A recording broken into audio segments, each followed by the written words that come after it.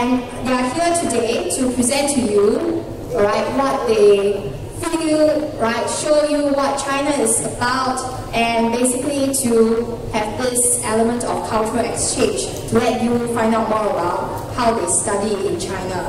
And we have a string of performances in which they come up with in a span of less than a week.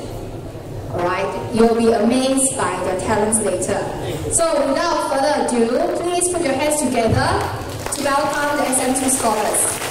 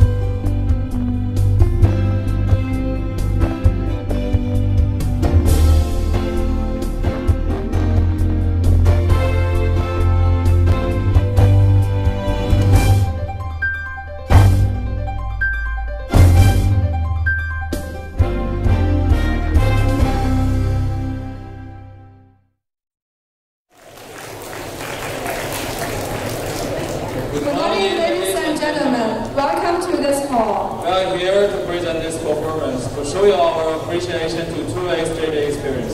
Hope you can enjoy it.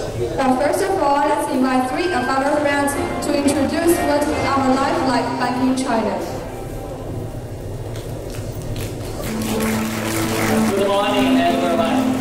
At first, I will introduce our schedule a day. At first, as you can see, we start our day from 10 to 6 o'clock and finish at half and 22. So it's a long day, and during the hours we only have some 2